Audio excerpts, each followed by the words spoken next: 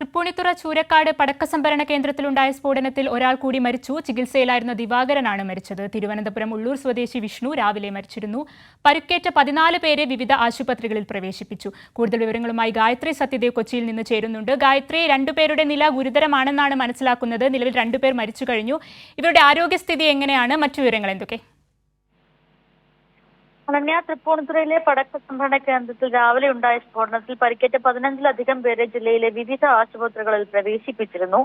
Kalamassery medical college ആശുപത്രിയിൽ വെന്റിലേറ്ററിൽ ചികിത്സയിലായിരുന്ന ദിവാകരൻ എന്ന പേരുള്ള 55 വയസ്സുള്ള വ്യക്തിയാണ് ഇന്ന് വൈകിട്ടോടുകൂടി മരിച്ചത്. ഇദ്ദേഹം ഈ പടക്ക സംഭരണ കേന്ദ്രവുമായി ബന്ധപ്പെട്ട് പ്രവർത്തിക്കുന്ന വ്യക്തിയാണ് എന്നാണ് നിലവിൽ മനസ്സിലാക്കാൻ സാധിക്കുന്നത്.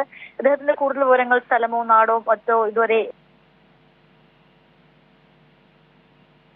ആശുപത്രിയിൽ ചികിത്സയിൽ പ്രവേശിപ്പിച്ചിരുന്ന 4 പേരുടെ അവസ്ഥ ഇപ്പോഴും ഗുരുതരമായി തുടരുകയാണ്. ഇവരെല്ലാം തന്നെ ICU ചികിത്സയിലാണ്. രാവിലെ ഈ ഒരു സ്ഫോടനം ഉണ്ടായതിനു ശേഷം തന്നെ അപ്പോൾ തന്നെ അവിടെ ഉണ്ടായിരുന്ന തിരുവനന്തപുരം സ്വദേശി ഉള്ളൂർ സ്വദേശി വിഷ്ണു നേരത്തെ മരിച്ചിരുന്നു. അങ്ങനെ നിലവിൽ 2 മരണമാണ് ഈ സ്ഫോടനത്തോട് അനുബന്ധിച്ച് ഉണ്ടായിരിക്കുന്നത്. ഏറ്റവും ദുഃഖകരമായ ഒരു മരണം കൂടി വൈകിട്ടോടുകൂടി സംഭവിക്കുന്നു.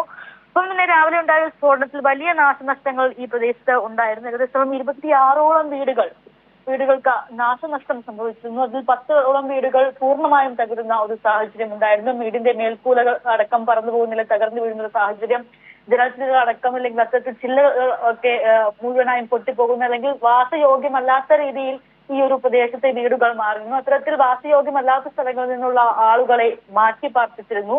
ഇനി തുടർന്നുള്ള ദിവസങ്ങളിൽ ഇവരെ ഈ വീട് പുനർനിർമ്മിക്കുന്നതിനുമുള്ള നടപടികൾ ഒക്കെ ദിവസങ്ങളിൽ നമ്മൾ പ്രതീക്ഷിക്കുന്നു. അപ്പം തന്നെ ഈ കേസിൽ ഇതിലുള്ള ഒരു സംഭവത്തിൽ 4 പേരെ പോലീസ് ഇപ്പോൾ അറസ്റ്റ് ചെയ്തിട്ടുണ്ട്. കേസുമായി ബന്ധപ്പെട്ട് നേരത്തെ തന്നെ കസ്റ്റഡിയിൽ എടുത്തിരുന്ന കരയോഗം ഭാരവാഹികളായ 2 പേർ, ഒപ്പം തന്നെ ഈ ഒരു കരാറുമായി ബന്ധപ്പെട്ട 2 പേർ, അതിൽ 4 പേരെ പോലീസ് നേരത്തെ കസ്റ്റഡിയിൽ എടുത്തിരുന്നു. അവരുടെ അറസ്റ്റ് രേഖപ്പെടുത്തിയിരിക്കുകയാണ്. മനഃപൂർവ്വമല്ലാത്ത നരഹത്യ, ഒപ്പം തന്നെ എക്സ്പ്ലോസീവ് ആക്ട്, ഈ 2 വകുപ്പുകൾ ചുമത്തിയാണ് ഇവർക്കെതിരെ ഇവരുടെ അറസ്റ്റ് കൂടി ഇപ്പോൾ രേഖപ്പെടുത്തിയിരിക്കുന്നത്.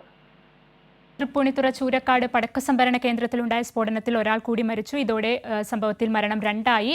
സംഭവത്തിൽ 4 പേരെ അറസ്റ്റ് ചെയ്തു എന്നതുകൂടി വിവരങ്ങൾ നൽകുകയായിരുന്നു കൊച്ചിയിൽ നിന്നും ഗായത്രി സത്യദേവ്.